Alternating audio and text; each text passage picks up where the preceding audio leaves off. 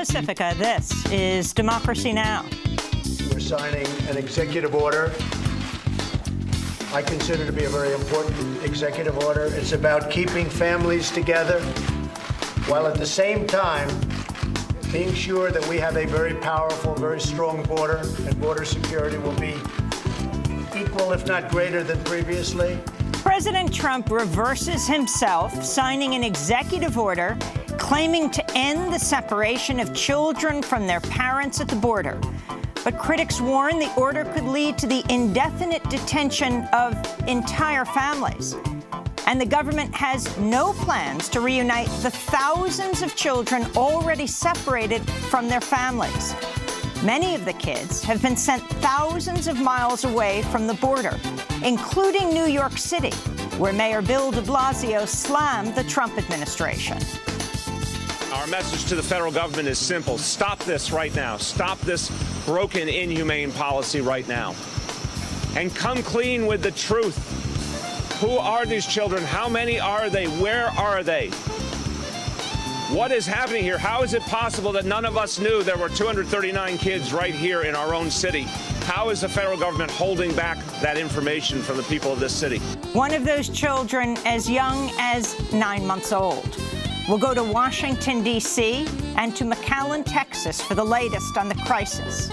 Then to a shocking story out of Yemen. A new expose by the Associated Press has found officers from the United Arab Emirates have sexually tortured Yemeni prisoners in secret prisons. All that and more coming up.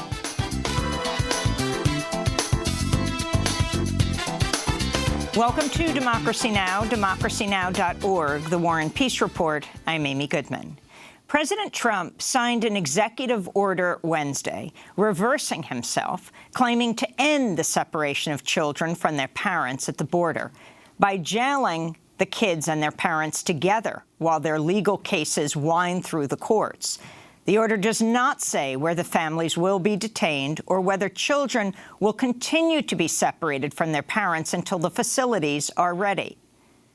We want security for our country. The Republicans want security and insist on security for our country, and we will have that. At the same time, we have compassion. We want to keep families together. It's very important. I'll be signing something in a little while that's going to do that. Critics warn the order will lead to the indefinite detention of entire families.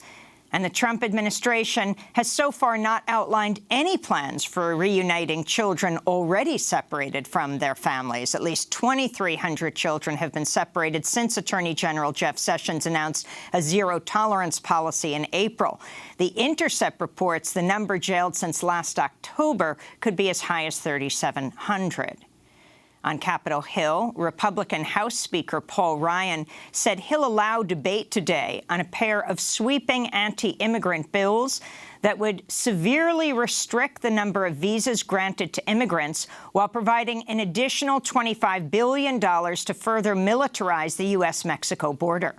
The bills appear to be dead on arrival after North Carolina Republican Mark Meadows got in a heated confrontation with Paul Ryan over the measures, which many conservatives say don't go far enough. In New York City, children who were separated from their families were brought to a Manhattan foster care organization in the dead of night early Wednesday morning. Video broadcasts by the local news channel Spectrum News New York 1 shows 5 girls being ushered into a foster care facility in East Harlem run by Cayuga Centers just before 1 a.m. An hour later, several girls were filmed leaving the facility with their heads covered as they were ushered into a car. The video prompted outrage from New York Mayor Bill de Blasio, who questioned how the federal government could be holding separated children without telling the mayor or any city officials. The message to the federal government is simple. Stop this right now. Stop this broken, inhumane policy right now. And come clean with the truth. Who are these children? How many are they? Where are they? What is happening here? How is it possible that none of us knew there were 239 kids right here in our own city? How is the federal government holding back that information from the people of this city? Meanwhile, a new investigation by Reveal shows taxpayers have paid more than $1.5 billion in the last 4 years to companies operating immigrant youth shelters that faced accusations of serious lapses in care. In a number of the cases, the government kept placing children with the companies even after serious allegations had been made. Reveal also reports some children held at Shiloh Treatment Center near Houston, Texas, were restrained and injected with powerful antipsychotic drugs against their will, making them dizzy, listless, obese, and even incapacitated. American Airlines and United Airlines have asked the Trump administration to stop transporting immigrant children who've been separated from their families aboard their company planes. American Airlines said in a statement, "We have no desire to be associated with separating families or worse, to profit from it." And United Airlines CEO Oscar Munoz said, "Our company's shared purpose is to connect people and unite the world. This policy and its impact on thousands of children is in deep conflict with that mission, and we want no part of it." Meanwhile, resistance to Trump's immigration policies continues to swell ahead of a planned national mobilization on June 30th. In Portland, Oregon, U.S. Immigration and Customs Enforcement, ICE, shut down its operations Wednesday amidst a 24-hour occupation of the area outside ICE's offices that began on Father's Day. Secretary of State Mike Pompeo claimed Wednesday the United States is working tirelessly to support refugees around the world, even as the Trump administration drew international condemnation for its policy of family separation and its treatment of asylum seekers. In a statement marking World Refugee Day yesterday, Pompeo praised the strength and courage of millions of refugees, adding, quote, "We will continue to help the world's most vulnerable refugees, reflecting the deeply held values of the American people." He made no reference to the jailed children and parents in the United States. Pompeo's comment came as Refugees International graded the Trump administration's treatment of refugees with an F in a scathing new report released Wednesday. Refugee rights groups say admissions of refugees have slowed to a crawl under President Trump, with the U.S. on track to take in just 22,000 people this year. That's less than half of Donald Trump's stated target of 45,000 refugees, which was already set to be the lowest number resettled in the U.S. since 1980. In Hungary, lawmakers have approved a harsh anti-immigrant bill that will crack down on anyone offering aid to migrants seeking asylum. Under the legislation, offering food, water, or legal advice to migrants would be outlawed. Even printing leaflets with information for asylum seekers would become a criminal offense.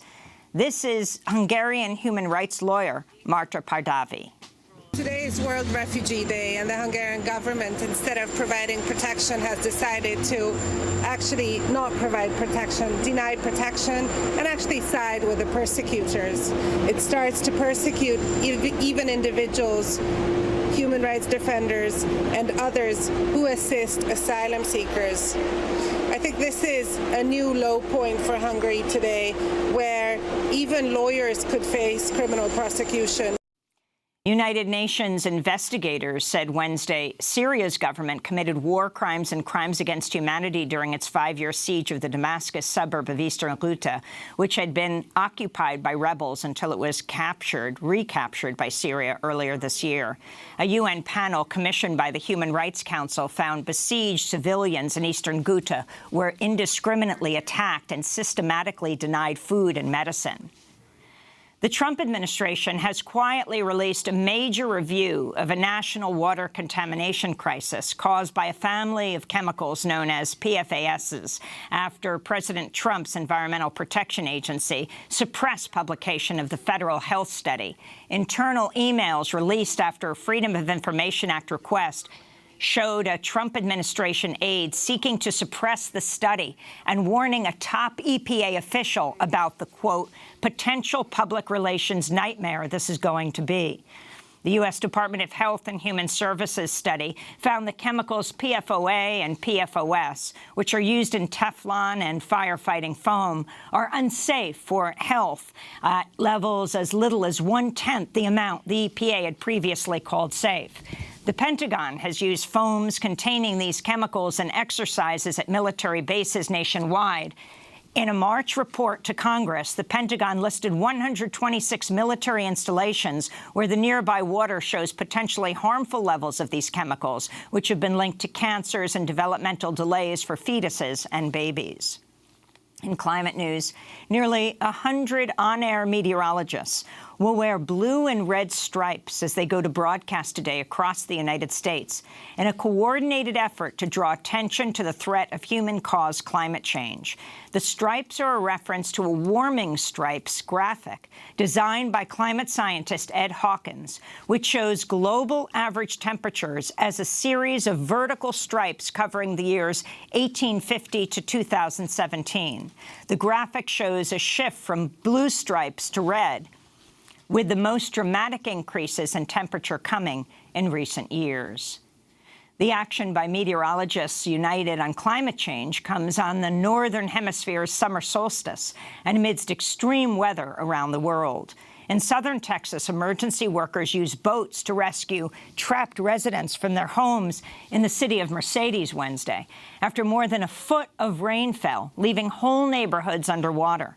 In Ivory Coast, at least 18 people were killed in the city of Abidjan this week after flash floods from torrential rains tore through residential neighborhoods. In India, nearly 20 people were killed and some 800,000 displaced after heavy monsoon rains caused a river to overflow its banks, flooding hundreds of villages. Heavy rains have also left parts of neighboring Bangladesh underwater, with 12 killed and 250,000 people displaced. Among the dead were 2 Rohingya refugees living in a sprawling coastal camp in Cox's Bazar near the border with Burma. Aid groups are warning of the potential flooding and landslides to displace some of the 700,000 Rohingya refugees living in makeshift shelters in Bangladesh. The former Archbishop of Washington, D.C., Cardinal Theodore McCarrick, has been removed from the ministry for sexual abuse and misconduct dating back decades. Church officials said Wednesday McCarrick was credibly accused of sexually abusing a teenager nearly 50 years ago. They also said he'd faced 3 allegations of sexual misconduct with adults in the past. The Washington Post reports Cardinal McCarrick helped shape many of the church's policies for responding to the sexual abuse crisis. In media news, Disney has increased its offer to buy 21st Century Fox to more than $71 billion, increasing its previous bid by more than a third and outbidding an offer by rival Comcast. Any deal by either Disney or Comcast would consolidate 2 of the biggest players in Hollywood and would reshape the media and entertainment industries. And in North Carolina, University of North Carolina doctoral student Maya Little has been charged with property destruction and faces possible expulsion for pouring red ink and her own blood on the university's Silent Sam statue, which was erected in 1913 to honor Confederate soldiers. In a statement, Maya Little noted students who had tossed paint on the same statue in the past to celebrate sports victories did not face criminal charges. She wrote, quote, "At UNC, dousing the monument in paint in the name of basketball is deemed a pastime, while doing the same to contextualize and fight racism is a crime. Revealing the racist violence upon which Sam was built, exposing a truth the university would like to keep covered, could result in my expulsion," she wrote. An online petition demanding the charges against Maya Little be dropped has been signed by nearly 4,000 people. And those are some of the headlines. This is Democracy Now!, democracynow.org, The War and Peace Report. I'm Amy Goodman.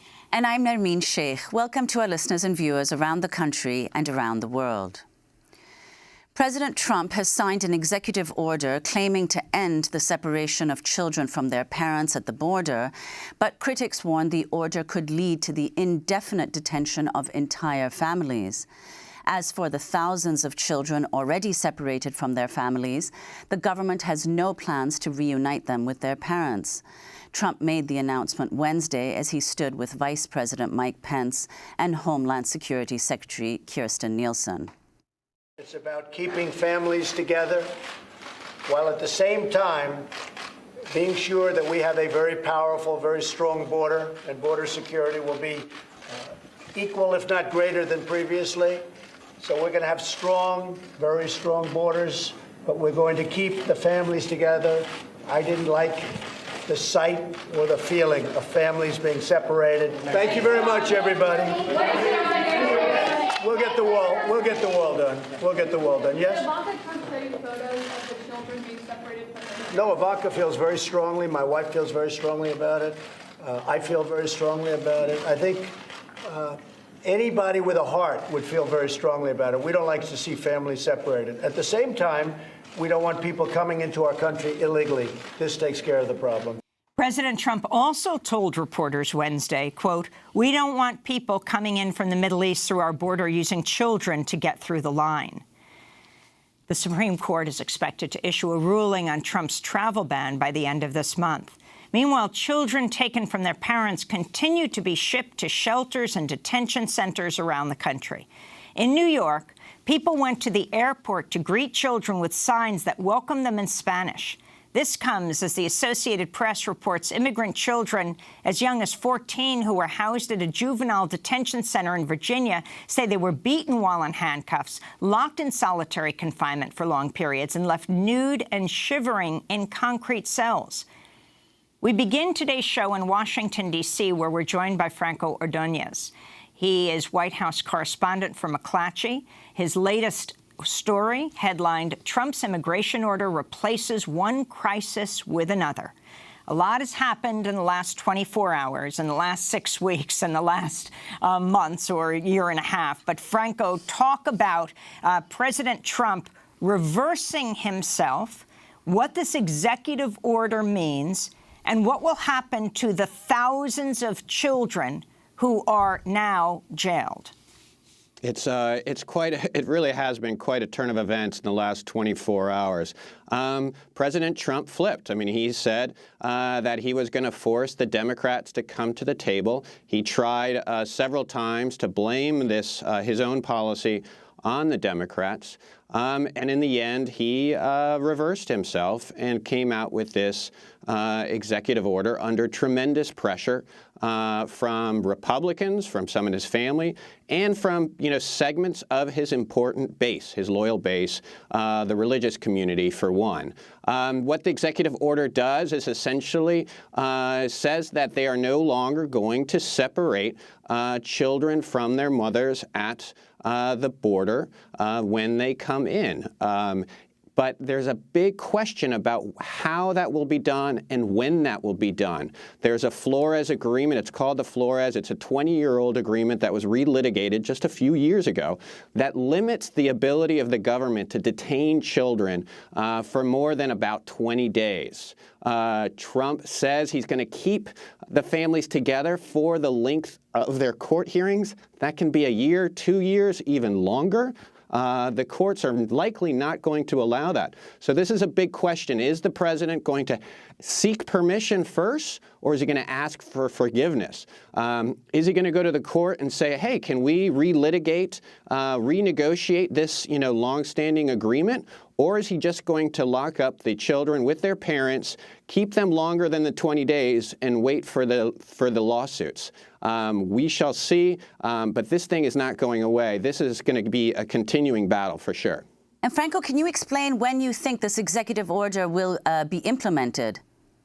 I think they're trying to implement it very quickly, but as I point out, it's like this major court agreement limits the administration from holding these children with their parents for more than 20 days. The children, as you've pointed out, are not going to be immediately reunited with their parents. That is another big question that the Trump administration continues to get flack over.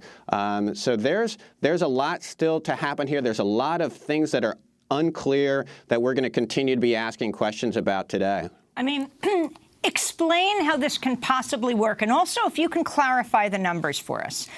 The government says they have something like, well, more than 2,300 kids.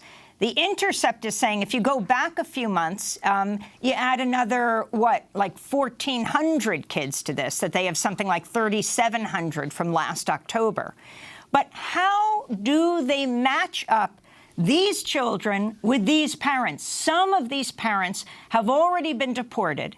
And as we noted in headlines, you have the mayor of New York, Bill de Blasio, saying, how is it possible we have 239 children here in New York City who are being held as young as, what, 9 months old, and we didn't know about it, he said. He's the mayor of New York. How do they reunite the children, the parents that have already been separated, many of whom the government has said didn't have proper documentation to link the two? It's a major problem, and we reported yesterday that this replaces one crisis with another.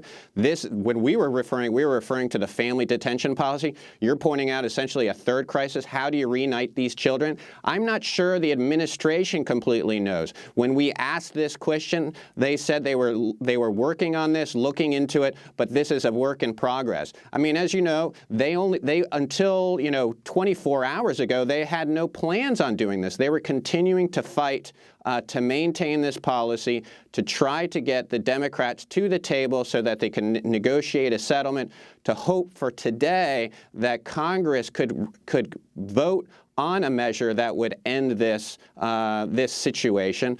That looks increasingly unlikely. So you see what Trump did last night in issuing the executive order.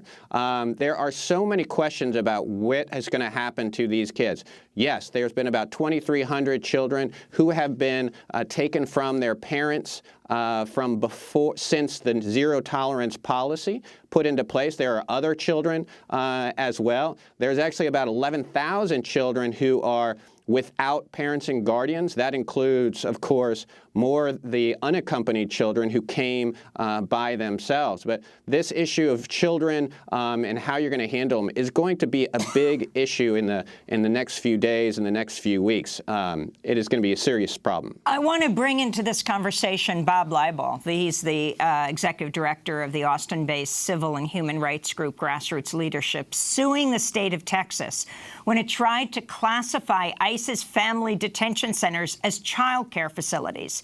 They won, but the detention centers continue to operate now without a license. His new article in the Texas Observer is headlined, "It's Time to Decriminalize Immigration," co-authored with Judy Green. Can you talk about what this case is all about and where these children are being put? Sure, and thanks for having me, Amy. As Franco said, this really trades one crisis, one cruel policy with another. What we know at this point is that as these criminal prosecutions are proceeding and as the asylum cases for these children and for these families continues, that people will be locked up in these giant for-profit family detention camps, the two largest of which are in South Texas. Now, as Franco said, the Flores settlement says that children cannot be detained in unlicensed and secure detention centers in a prolonged manner. And so the courts have ruled that that means about 20 days. This is clearly a challenge to that settlement. About 2 years ago, the family, or actually 3 years ago, the family detention centers went to the state of Texas and tried to apply for child care licenses in an attempt to essentially prolong the detention of immigrant children in these detention camps. We successfully fought back that effort in the courts. The state of Texas tried to rewrite the laws. Actually, a private prison corporation, the GEO Group, brought a bill to the state legislature to change the way that licensing happens in Texas. That effort was beaten back to the state legislature. So for now, these family detention camps are unlicensed. They're certainly secure. They're prisons. I think that this is going to be quite the fight about the future of what happens to these children and these moms. And then I think that it is important to recognize that what is driving this policy is the zero tolerance a policy that was implemented by Jeff Sessions. This is the Trump administration has falsely said that they had no choice, right? That the law says that you have to prosecute everyone that comes to the border. This is not true. And in fact, these laws were used sparingly until about 2004, 2005, when a policy called Operation Streamline was implemented. The piece that Judy and I wrote in the Texas Observer yesterday makes the argument that if the Trump administration is asking for a legislative fix, that pro-immigrant forces in Congress should give the Trump administration that legislative fix and should introduce legislation that would repeal the laws that allow Jeff Sessions to prosecute people en masse. So to repeal 8 U.S. Code 1325, which is unlawful entry, and 1326, which is unlawful reentry, which are the criminal prosecutions which are driving this entire crisis. Well, Bob, I want to go to the GEO Group, which you mentioned. During hearings on whether Texas should issue a license to family detention centers, a Honduran woman named Norma, who spent more than a month detained at the Karnes County Family Detention Center, told a committee about her daughter turned 5 while locked up there. Quote, she said, "My daughter knew she was a prisoner. I don't think that a place full of cameras and security guards is a place for children." Bob, can you say a little bit more about this GEO Group and what role it plays in these detention centers? Sure. The for-profit detention centers in South Texas, there's one in Karnes that is operated by GEO Group and one in Dilley that is the nation's largest immigration detention center at 2,400 beds that's operated by CoreCivic, which was formerly known as Corrections Corporation of America. So these are the two largest for-profit prison corporations. And, you know, both of these companies are publicly traded and their stock soared yesterday, which I think gives you an indication of how investors are seeing this policy change as one that is going to benefit the private prison industry. These facilities are prisons. There is no doubt about that. And I think that the testimony that we've heard repeatedly from the moms and the kids and some of the workers in the facility who have quit in protest indicate that these are no place for children. They're no place for families. The trauma that people experience of being locked up in these facilities is real. During our litigation and during the legislative fight at the Texas Capitol, we heard from pediatricians, we heard from social workers, we heard from formerly detained women and their children, all of whom said this is no place for a child. Can you talk about what this crisis at this moment has brought into stark relief for you? You've been working on this issue for a long time. Of course, the for-profit industry like GEO Group helping to draft a Texas law, you know, the corporations being involved with the writing of the laws that would allow the family detention centers to be licensed as child care facilities without meeting all the state's requirements. Sure. I mean, I think that this puts into, you know, stark contrast what our options are moving forward. And I think that everyone who is concerned about the welfare of immigrant children and immigrant families needs to stand up and say that indefinite detention of families in for-profit detention camps is not a solution to family separation. The push at this point needs to be to end family detention, to end family separation, and to be really pushing to end the underlying laws that drive these policies. We simply can't give someone like Jeff Sessions the ability to continue to criminally prosecute people en masse at the border. I think that this administration has proven that they have no regard for the immigrant children and their parents at the border. And I think that when you see a policy that's implemented that benefits the private prison industry at the expense of immigrant children and their parents, I think that really tells the entire story. We want to thank you for being with us, Bob Leibel, with Grassroots Leadership, speaking to us from Austin. Franco Ordonez, we'd like to ask you to stay with us. We're going to break, and when we come back, we'll talk with a person in McAllen, Texas, who's talking about trying to reunite these children that the Trump administration said as late as last night they have no plans for. They don't know what to do with these 2,300 children. Stay with us. Good evening, people. How do you do? I'd like to spend a little time with you, talking about how long, tell me how long. I am Tyrone, here I stand. All day long I'm your post office man. How long, tell me how long. Well, I am mailing, I made your coat, can't get no green card, ain't got no vote. How long, tell me how long. They call me Chico. Who do I think? No health insurance, nothing in the bank. How long,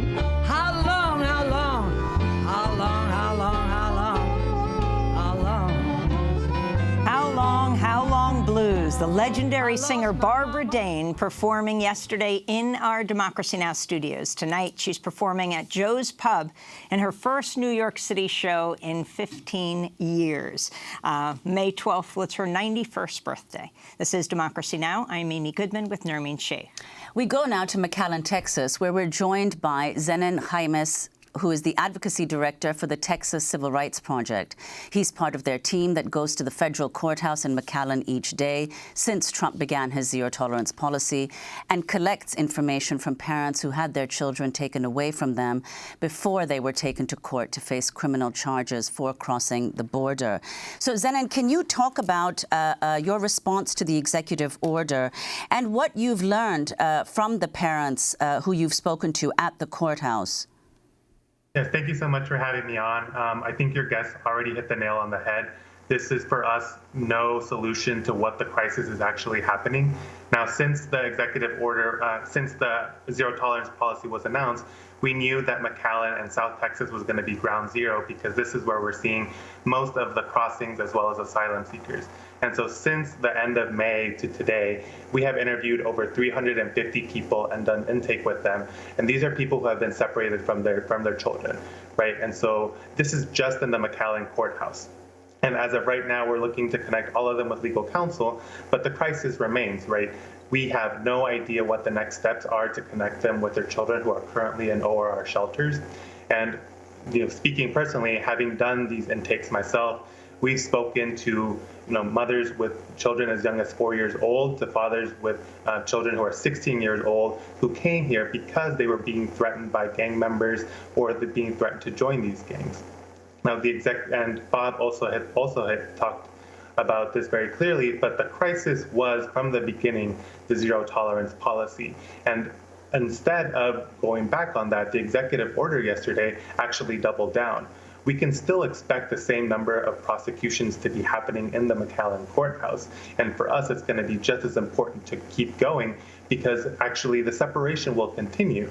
When someone is sent from the CBP processing center to the McAllen courthouse, they will not be with their child, right? So there's going to be around a 72-hour turnaround from when that person is getting their criminal prosecution to when they're exactly going to be sent to a family detention center, which is still unclear where exactly because we're already at capacity with almost all of these centers. Well, could you also say something, Zenon, about the Flores settlement and whether you think it's actually possible for it to be negotiated or changed in such a way that the Trump administration will actually be able to detain children for more than 20 days? Yeah, so many people have fought for the Flores settlement for many decades at this point. We now sort of see and understand, and many people have been raising this alarm for many weeks now, that this was the initial intention of the administration, right? To stuff up a ruckus, separate these people, and then when it came down to it, when the images became too horrific, to say, well, okay, well, we can keep them together, we're just going to keep them together in jail. Now, it remains to be seen how exactly this is going to work. We are sort of hearing different things, but we think that it's going to be the intention of the administration to basically try to violate the Flores Agreement and this way force an entire conversation on this. And that would be catastrophic because it would lead to the indefinite detention of these families, which we know this is what the administration is seeking in the first place as a way to deter people from even coming. And we have to keep that in mind, right? They're trying to punish children and families to basically send a message to the rest of the Americas and all over the world that if you come here, you not only will you get criminal prosecution, but we will hold you in a prison for indefinite amount of time.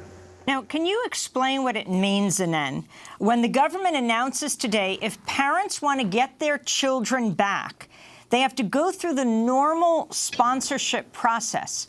And really, what exactly is happening? I mean, we spoke to Congressmember Jayapal, who went to a prison in Washington State where well over 100 women are held. A number of them, their children, they don't know where they were. They were shipped to, the mothers were flown to Washington State.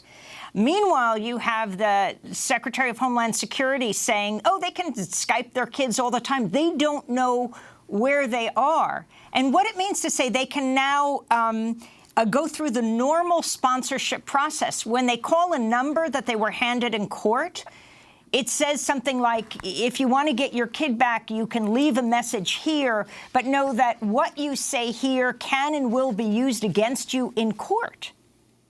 Yes, exactly. And you sort of highlighted the exact nature of the black hole of all of the information here. So what we're currently thinking will be happening, and remember, this is just all very new and the administration has not been clear, is that parents who are currently in immigration detention will have to go through the normal Office of Refugee Resettlement process to sponsor and get their children back. Now, this in itself is a long and arduous process, and remember that ORR is under the Health and Human Services Department. This can involve months of background checks, fingerprinting, in some instances saliva tests. Part of the ACLU lawsuit that happened a couple months ago showed that one mother had to take saliva tests 4 times to basically prove that it was her child. And at the end of the day, the administration is making it even more difficult to get people, children sponsored. So, it might be many months, and in some cases maybe over a year, before parents who, remember, are in detention facilities, many of them will not have legal counsel or any kind of help to navigate all of the system before they even get a chance of sponsoring and seeing their children again. Well, we want to thank you very much for joining us, Zanen Jaimes, joining us from McAllen, Texas. And now we're going to go to New Orleans, and we are just on the phone with Aura Bagado, who is immigration reporter with Reveal from the Center for Investigative Reporting. Her latest stories headlined Immigrant Children Forcibly Injected with Drugs Lawsuit Claims, and Migrant Children Sent to Shelters with Histories of Abuse Allegations. Aura, tell us what you found. Hi, Amy. We've been looking into these migrant shelters for a while, and we have found over 100 allegations, investigation violations, crimes for which people were sent to prison, and other kinds of examples in which some pretty serious stuff happened. Sometimes it has to do with the forcible injection of heavy psychotropic drugs on sometimes pretty young children, sexual assault allegations, solicitation of child pornography for which someone is currently serving, I believe, a 10-year sentence. Some pretty horrific stuff. And could you describe, Aura, what the effects, you learned about what the effects have been of some of these psychotropic drugs that children have been forcibly injected with? And who gets to choose that they are being injected? What do they know about their medical histories? Yeah, what happens is that children go to a first shelter, and sometimes they're stepped up. That's the term that the government uses, is they're stepped up in terms of if they see a behavior that they don't like in children, they can be referred to a psychiatrist who then independently makes a determination. In the case of a family here in New Orleans that I've been spending time with, there was a 9-year-old boy who never had a history of mental illness. He repeatedly talked about wanting to leave, wanting to run away, wanting to reconnect, reunite with his mother, and tried to run away. And because of that behavior and some other behaviors, he was then referred to a psychiatrist, as I explained. That psychiatrist created a narrative in which he said that he recommended the child be placed under certain drugs, and the government then decided to take him to the Shiloh Treatment Center, which is a place right outside Houston, Texas. He was drugged there without his consent and without his mother's consent for nearly 6 months. The government knew the entire time where his mom was. They conducted 2 home visits where she lives, and they refused to give her custody of her child. She begged. She sometimes was angry. She sometimes tried negotiating. She tried so many different ways, and multiple text messages that I saw between her and the caseworker and her and other workers at this facility in Texas, and they would not give her child back. Sometimes the response was nothing. She wouldn't hear back from them for several days. It was often something like, that's the doctor's orders. He's been prescribed that, and we can't do anything about it. And, you know, when I talk about a residential treatment center, people might think that this is, you know, some kind of serious inpatient building, or perhaps, you know, a large kind of estate in which people can really heal. What our investigation found is that there are a lot of properties that are associated with Shiloh, even though it only uses one main address. Most of those properties are trailers. And Aura, as far as you know, how long has this been going on? Shiloh, in particular, first got its contract from the government in 2013 to house immigrant children, but it has been housing children in general for a lot longer. Several years before then, a child that was in Shiloh's custody died from being restrained there. It was still able to keep its license and continue operating, and there have been violations that the government, the federal government knows about, that local officials have been outraged about, and that the state of Texas itself, I mean, we found a lot of this through public record. You can see inspection records as recently as December. There's a report that said that, you know, very serious, some of these psychotropic medicines were left out in the reach of children, where they could just access them.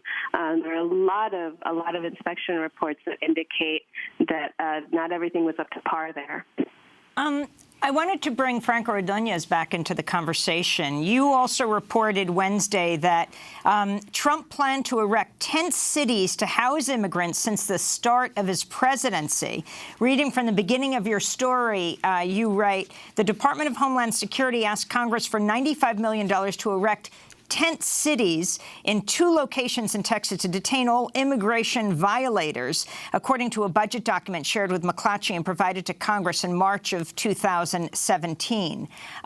Can you talk about the so-called soft-sided structure facilities in Tornillo and Donna, Texas, to house immigrants, possibly unaccompanied children or families, after the U.S. sees this surge in the number of immigrants crossing its southern border during the Obama administration? Yes. I mean, essentially what we're seeing is that the Trump administration, partially because of the zero-tolerance policy, but because they've been pushing this enforcement since the beginning of the administration and had obviously planned to increase this enforcement right from the beginning, really since the campaign, they ran out or are running out very quickly of detention space in these child shelters. They have no more room to put them. There's about 11,200, more than that, children who are held without parents in these type of shelters. They're about 95% full. So they need this extra space. So they're building these tent cities to hold these children in those on military bases in order to accommodate the additional children that are being held. The ones that the tent cities we're told, are for unaccompanied minors, not the separated children. But if the children weren't separated, there would be more space in those facilities. So these tent cities are to kind of make up for that missing space. And finally, Aura Bagado, you've been reporting on this for a while, before zero-tolerance policy was put into effect 6 weeks ago, and then Trump has reversed it with an executive order. People don't even understand why he needed an executive order to do this. But when you talk about sexual abuse, kids being injected with drugs, being sent to psychiatrists to ask what their problem is when they are just asking for their parents to be reunited with their parents, and then when they're upset, being injected or being given pills. The number of people they need to staff these places now, with the influx of children they're imprisoning and families, will make them even more vulnerable. Is that not right? I mean, what level of scrutiny does any person who is hired get right now as these centers try to desperately staff up for thousands more people? Right. What these centers, these nonprofits, sometimes they're private companies, sometimes they're religious, sometimes they're not. What they consistently have said in the past is, we do a background check on everybody. That's probably true. I don't know how extensive that background check is. Also, a background check, it's likely that a lot of people would pass a background check and not necessarily understand how to deal with, particularly young children who've experienced a lot of trauma. It's hard to say. I obviously can't look into the future and say, oh, for sure we'll see more allegations and more arrests and crimes that we can confirm. But, when you have a lot of people that are coming into a space, a lot of young people, a lot of extremely vulnerable people, people who've been trafficked, people who have been through tremendous abuse, and not to mention the journey alone, that does, create a very vulnerable population, and we know that vulnerable populations often are a prime target, unfortunately, an easy target for abusers. So again, I can't predict what's going to happen. I don't think it would surprise a lot of people if we start hearing about more allegations in the future. Well, we want to thank you, Aura Bagado, for joining us, immigration reporter for Reveal from the Center for Investigative Reporting. We'll link to your pieces, Immigrant Children Forcibly Injected with Drugs Lawsuit Claims, and Migrant Children Sent to Shelters with Histories of Abuse Allegations. I want to thank Franco Ordonez, White House correspondent from McClatchy, Washington Bureau. His latest story we'll link to. Trump's immigration order replaces one crisis with another. This is Democracy Now! We're going to go abroad next to Egypt to learn about what's happening in Yemen.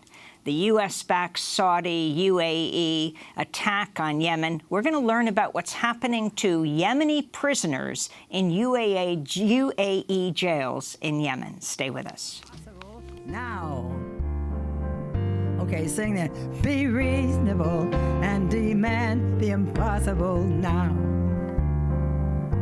Right. First, we'll tear down the towers, bring back the neighborhoods, start at the bottom, work down to the top. House all the homeless in the great halls of Congress. Ban all the guns and bust all the bad cops, and be reasonable and demand the impossible now. Be reasonable, demand the impossible now. Well, we free up the freeways for bike lanes and walkways. Fast tracks and toll booths can all be shut down. Make systems for people. Differences equal instead of the wrong way around. Well, be reasonable and demand the impossible now. Be reasonable and demand the impossible now. With parking lots filled up, with playgrounds and schools, we can do what we like, because we like what we do. We'll build gardens and hospitals in every mall, and we'll stop the wars once and for all. What?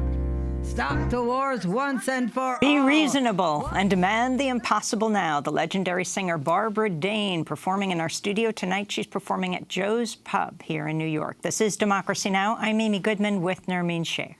We turn now to a shocking new investigation of rampant sexual violence against Yemeni detainees held in prisons run by the United Arab Emirates in Yemen. The Associated Press reports that in March, 15 officers lined up the prisoners in the southern city of Aden and ordered them to undress before searching their anal cavities, claiming they were looking for contraband cell phones. The men screamed and cried, and those who resisted were beaten and threatened by dogs. Hundreds of detainees reportedly suffered similar abuse.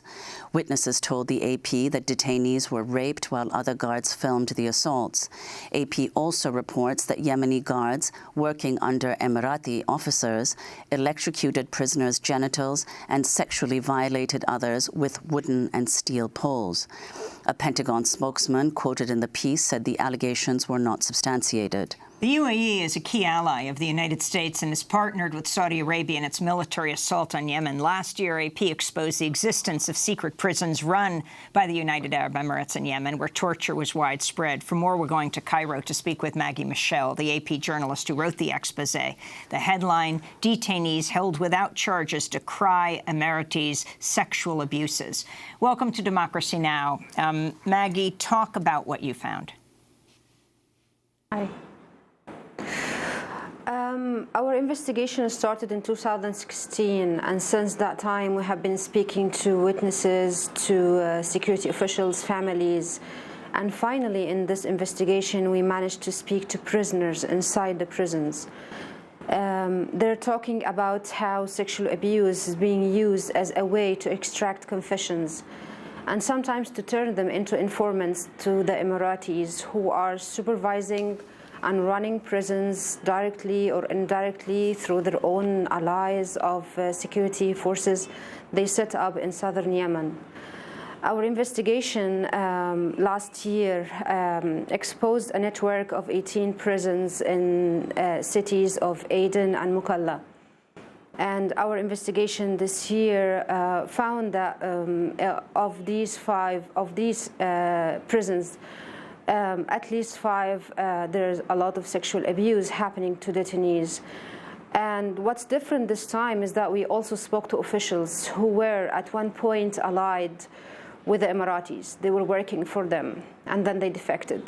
Their testimonies were very important to confirm what the prisoners and what the families have been saying all the time. That they're being held without charges, no trials. Even those who were granted prosecutors like orders to be released, they still kept in detention. The officials, and I mean one of them at least, was involved in the torture.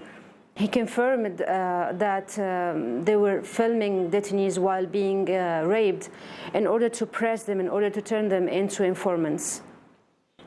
Well, can you say, Maggie, the drawings, some of which our television viewers can now see, the drawings that you received from the prisoners, how you got access to those drawings? The thing is that we communicated with the prisoners inside Bir Ahmed in Aden, southern Yemen. And one of them is a really good artist who, in order to answer my questions about what exactly is happening, he decided to show it to me by drawing positions of torture, abuse, and then took pictures and then by phones and then sent them by WhatsApp. And this is how we got them. And lately they have been finding it hard to use the same way, and we relied more on text messages from inside the prison.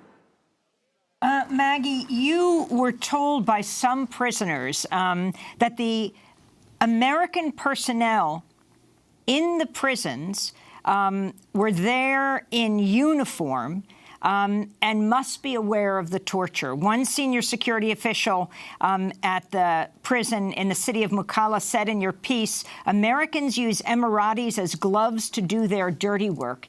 Explain what U.S. involvement is.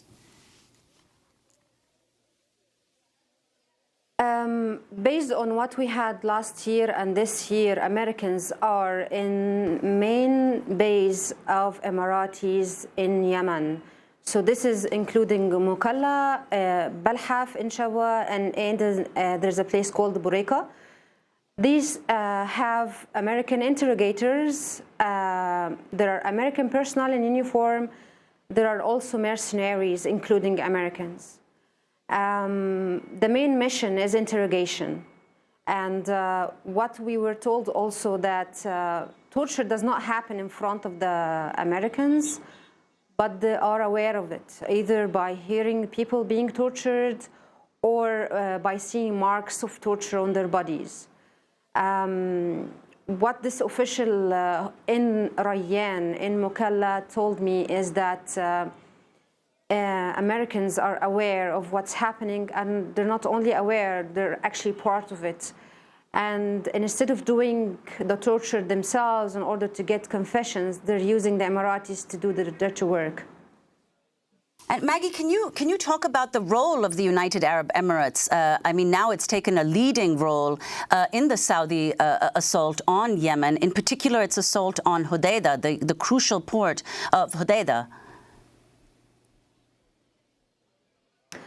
This is the dilemma of the Yemeni government.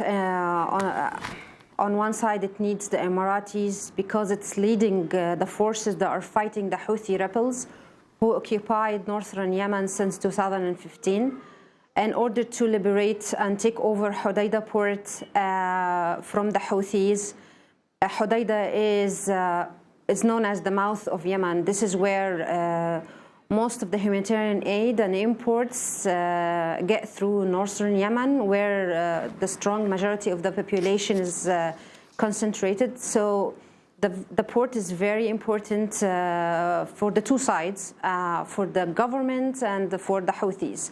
So the government needs and relies on the Emiratis in taking over Hodeidah. At the same time, in southern Yemen, where the government should be having the upper hand, instead the Emiratis have taken the lead. They set up their own militias in every single city. Each of these militias have their own tribal and regional agenda, and they set up prisons. They took control. It undermined to a great extent the Yemeni government. And until just last week, the president of Yemen was barred from returning to the government for nearly a year. He was in Saudi Arabia, and we reported that based on his own aides and commanders, he couldn't get back to Yemen because the Emiratis didn't want him to return. Maggie, we just have 30 seconds. We just have 30 seconds, and I just wanted to quickly ask, is the U.S. involved with giving lists of names of Yemenis to the Emiratis to jail? The Americans have a list of most wanted men, but not every single man arrested by the Emiratis are on the list. The Emiratis are trying to get information about the men in the list through mass arrest. Maggie Michaud, we want to thank you for being with us. We're going to link to your piece. Maggie is a reporter for Associated Press. Her latest piece, Detainees Held Without Charges Decry Emiratis' Sexual Abuses. We'll also link to her last year's piece, In Yemen's Secret Prisons, UAE Tortures, and U.S. Interrogates. That's all for the show. Democracy Now! Produced by Mike Burke, Renee Feltz, Nermeen Sheikh, Carla Wills, Laura Gottesdiener, Sam Alcoff, John Hamilton, Robbie Karen. I'm Amy Goodman with Nermeen Sheikh. Thanks for joining us.